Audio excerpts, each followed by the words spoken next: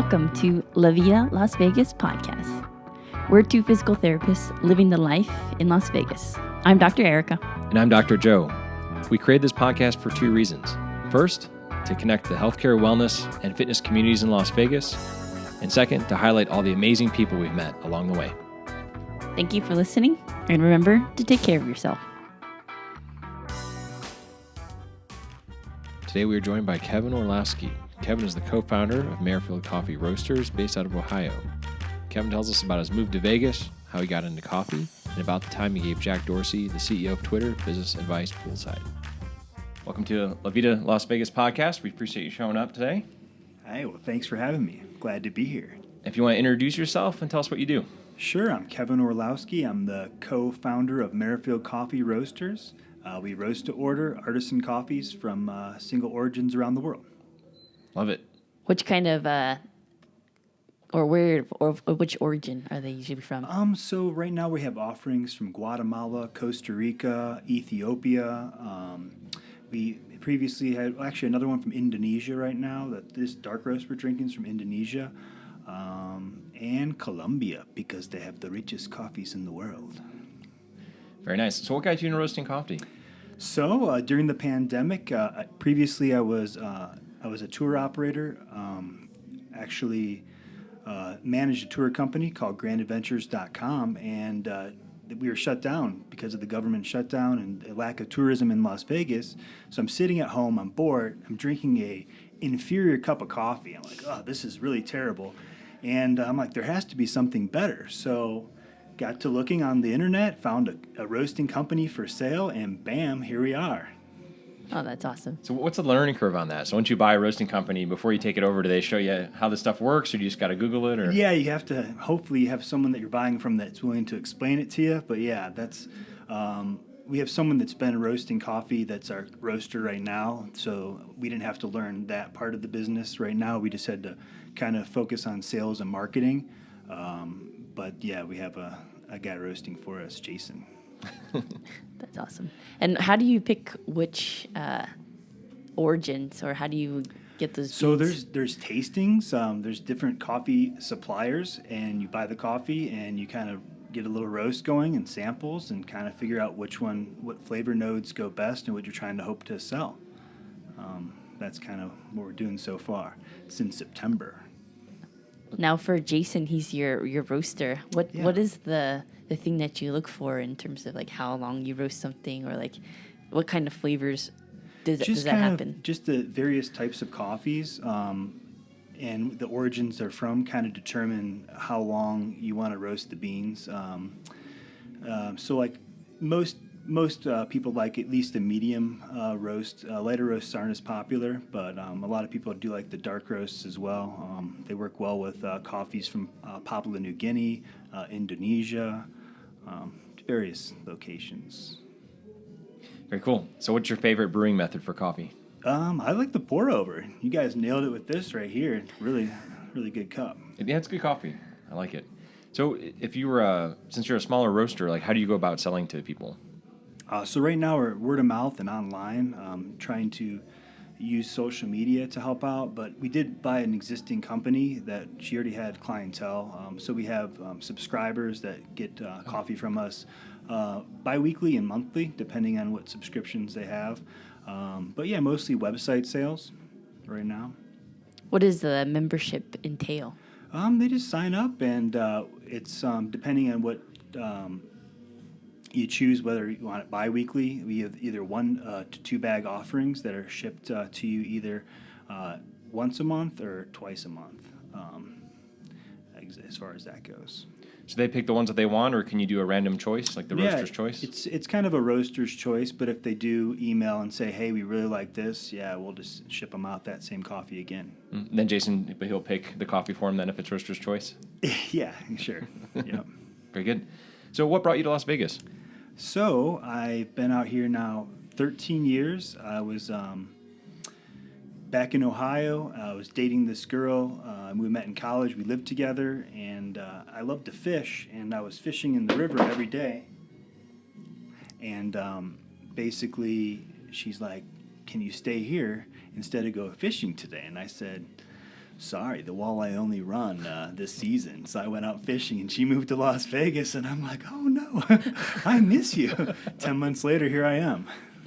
Very good. Here in Las Vegas. So how's the fishing in Las Vegas? It's not as good, but yeah, Lake Mead's not too far. In Utah, there's great fishing at Panguitch Lake. I like that. Great trout fishing up that way. Very good. What do you fish for at Lake Mead? Straight bass. There's also catfish, bluegill, but they're kind of elusive over there thus far. But people really do catch a lot of straight bass certain times of the year. Just not me. What's your bait choice for that? Use like zoom worms or? I like the anchovies chopped. I also use some top water baits that kind of replicate shad, like a bait fish on the lake.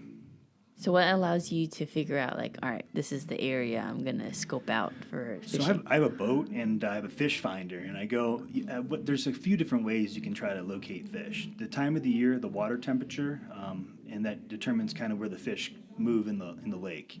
But birds. So if you see a lot of birds sitting over the water, typically there's bait fish in the area, and typically the bait fish are, attracting larger fish. And that's how you try to find where the fish are at. What's the biggest fish that you caught in Lake Mead? I've caught a 32-inch striped bass. Do you with a net at the marina. do you catch and release, or do you cook it at home? And Depends. Sometimes I cook them, sometimes I release them. But truly, if you do go down to the marina, I don't know if you guys have been down there yet, they sell popcorn in the gift shop, and there's thousands, no joke, thousands of fish around the piers. Tons of straight bass, carp, catfish, and they're the popcorn eating variety. And you just throw the popcorn at night if they don't catch it. That's a secret. Yeah. Huh. I have to go try that out. Yeah, wait, why popcorn? Why is popcorn I think just because all the kids feed the fish the popcorn, and they've just grown accustomed to eating it. So it's pretty. You're not permitted to fish in the harbor, but at night, Yeah. Huh. So is there different, like, do you catch more with the cheese flavored corn or the caramel corn, or does it matter? I think the cheddar works just great. Yeah, cheddar original. It doesn't matter. Oh, nice. It's a feeding frenzy. It really is. Truly. Yeah. We'll have to try that out. Yeah. So what else do you do other than fishing to spend your time in Vegas?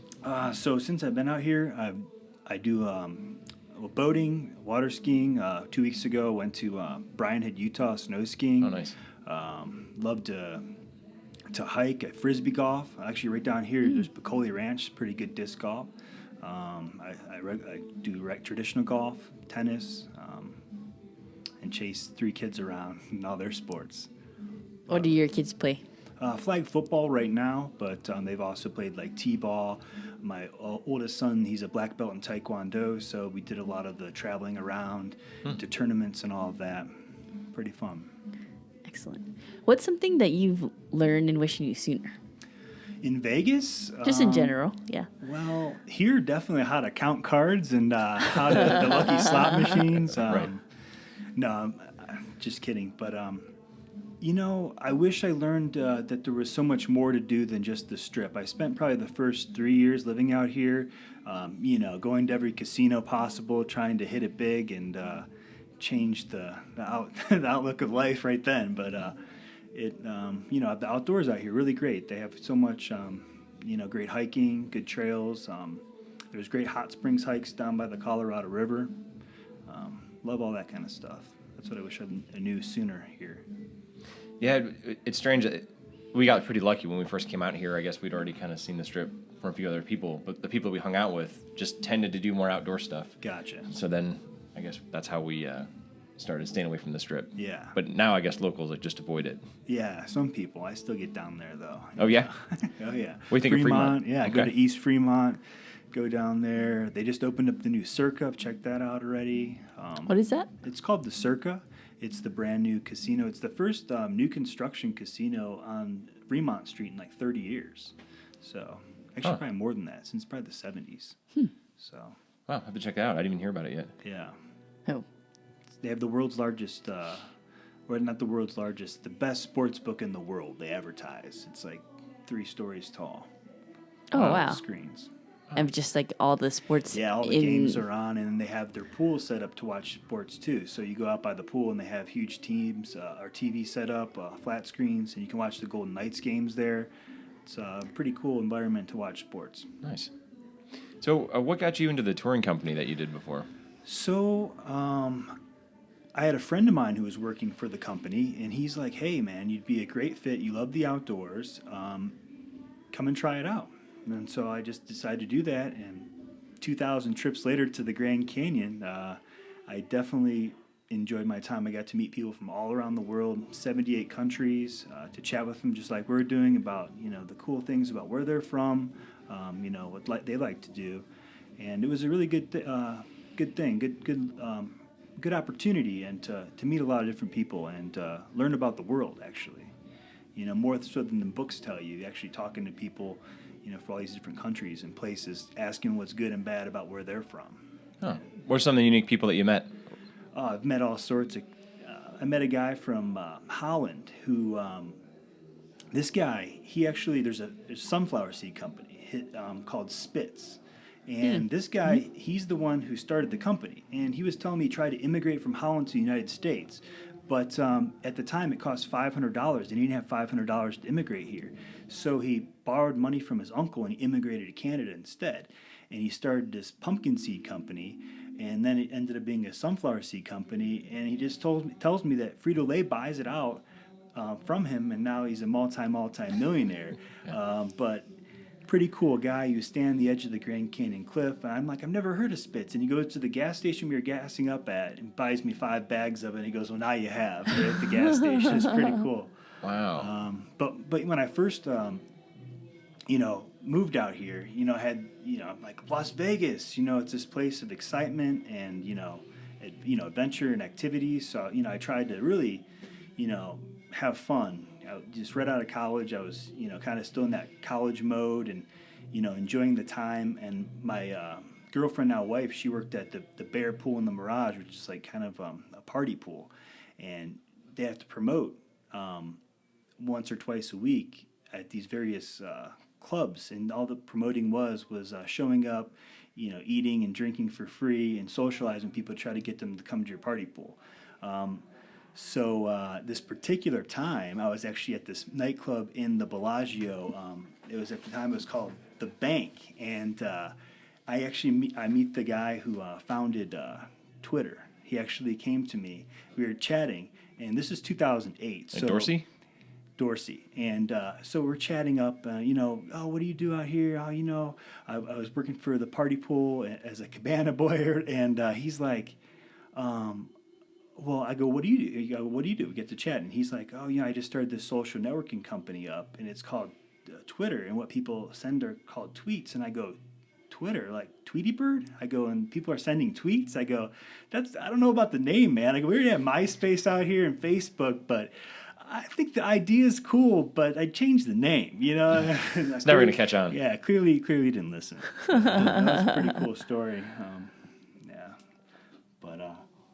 I felt the same way when the internet came out. I remember watching that commercial when they had AOL online. Yeah, right. And the guy's like, my son can write a report about dinosaurs. And I remember watching that and thinking, stupid. Like, what is this thing? That'll never catch on. Exactly. And now it's like the best invention ever.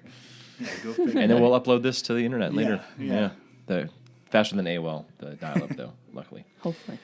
So as far as what made you do the transition then from the tour guide company for the coffee company? Were you just looking for something to do like you mentioned earlier, but why coffee? Why not something else? I looked into other things. I've always had an interest in coffee, and every morning I'm thinking, what do most people in this country have every morning? And it's coffee, and I think that a lot of people are having inferior coffee.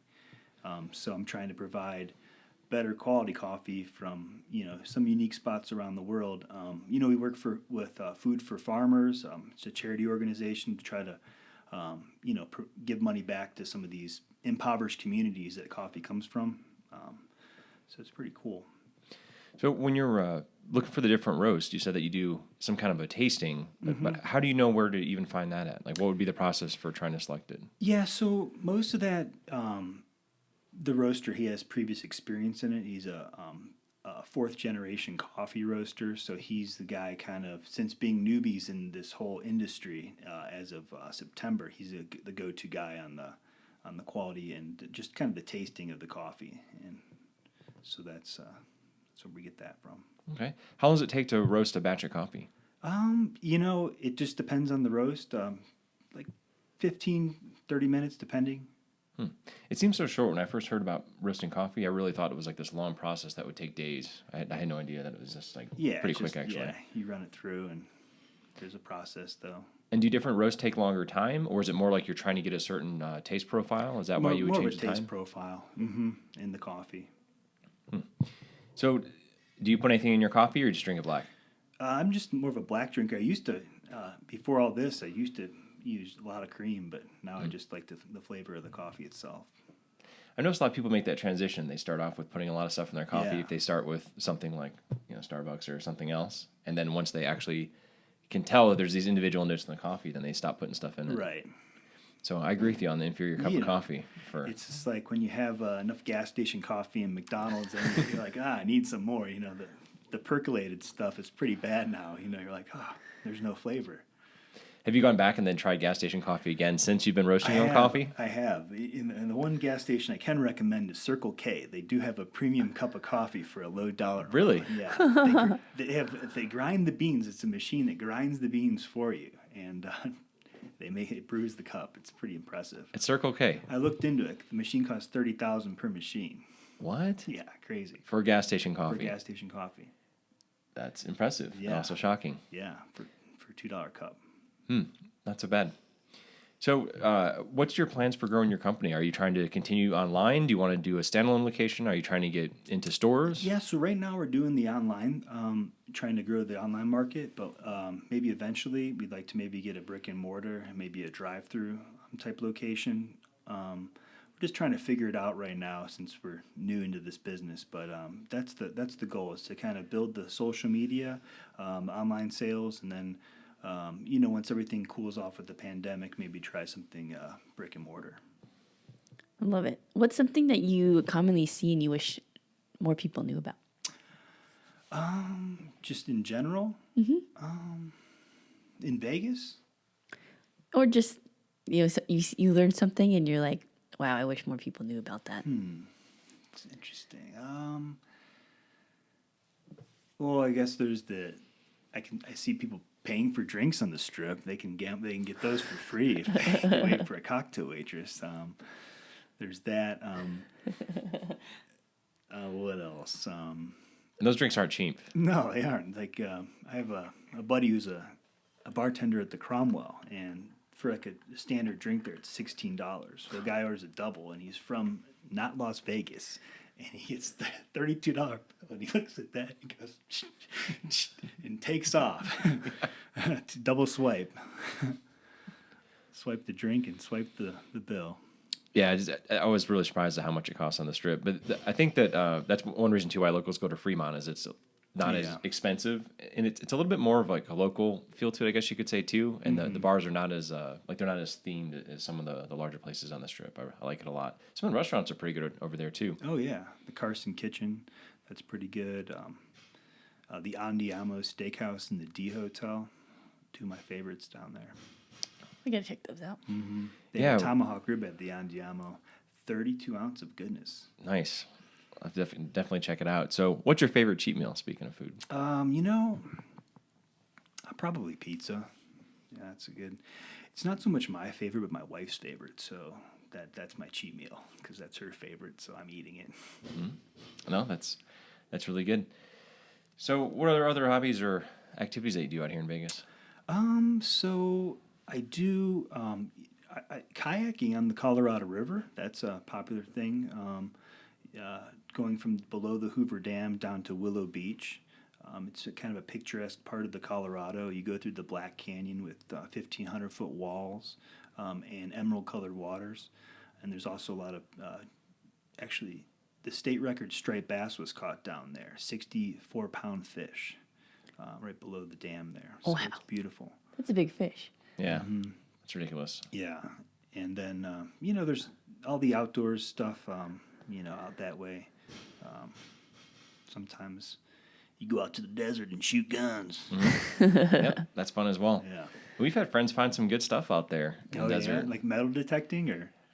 I don't know. There's one guy that we knew that would come back with stuff on occasion, and one time he found a boat, Like yeah. boat, whatever you tow a boat on. Like he found one just baking out there, like somebody had left it. Really? And he ran back home to get his truck, and someone else already snagged it. No kidding. Yeah. That's crazy. You might find a random toolbox every once in a while. Like it would be some excitement when you open that thing up, see what's in there. Yeah. It's kind of scary, but kind of cool at the same time. Yeah, like here's the boat. Yeah. In someone's body. Yeah, exactly. That's what he was worried about when he opened that tool chest. He's like, luckily, just tools this time. So, what's something that you've been working on professionally, personally, physically, or just something that you're excited about? Well, I'm really excited to get this business going, and that's professionally, and trying to share my newly found love for this artisan coffee with other people. Like, I don't think that most of the country knows about quality coffee. They just know what McDonald's has or Folgers. That's the number one coffee sold in the country. Still? Still. Huh. Gotta change that. Yeah. So, yeah. So how would you describe artisan coffee as opposed to regular coffee then? Yeah, well, from single origins typically. So you go with a grower that's known instead of a bunch of coffee that's put into a pool and then people buy it. We know exactly where the source of the coffee is, and it's from a single source or single origin, and that kind of makes up the artisan. The roasting process as well, with the fourth generation roaster that we're working with that really knows what he's doing, makes a big deal. And I guess that's why, how you can make an artisan cup of coffee. So what are some of the difficulties as far as starting that up that you've run into? Well, buying an existing company, there's always the transfer process of moving everything over, and then a lot of the unknowns, like just various, like with the payment, different payment methods, trying to set yours up, and then they have the old owner's information on there, and then you're trying to put yours on there, and then when the social media transfers over, for some reason it's not syncing right, and just a bunch of different, left and right, there's a little bit of headaches buying something, especially an existing kind of internet company from someone else. Things you didn't know about right away. I think we ran into the same thing with social media. Yeah. You once you create this account, it's very hard to change it. Right. There's nobody to call. Oh no, it's just emailing. You can send a little text, or an email text, a message text, right? And then in 2 days they get back to you, and then you type back, and then 2 days later they get back to you the next message, and it's just a pain. In fact, our Facebook still isn't quite linked right. We can't input our products onto the Facebook yet because of that same problem. Huh.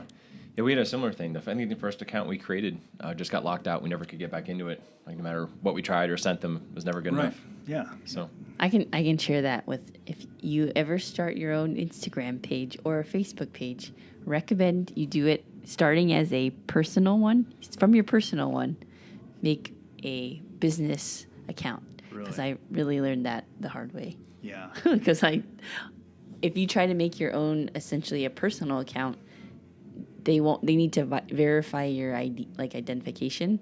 So that's why they want to make sure that you're essentially linking it to your own personal page to create a business one. So there's not multiple identities, like, are people trying to create these accounts. I see. That's good information. Yes, we learned that definitely after like months of trying to call / email Facebook and Instagram. Mm-hmm. Yeah. It's bizarre. It's like you have these tech giants, but yet there's no one to contact. Yeah. Like, who really works there? Right? Just a bunch of bots. That's it. So what's something you'd want to leave the listeners with? Well, enjoy the time here in Las Vegas. It's a beautiful city, a great place to live and explore new opportunities. And, check out merrifieldcoffee.com and try out your new artisan roast. Very good. And we'll also put the links for your company in the show notes. And we really appreciate you being on the show. Hey, well, thanks for having me, guys. Appreciate it. Thank you. We'd like to thank you for listening to La Vida Las Vegas podcast. We hope you enjoyed the time with our guests as much as we did. It would help us out so much if you could share, subscribe, or review our podcast, or any combination of the three. Thanks again, and remember to take care of yourself.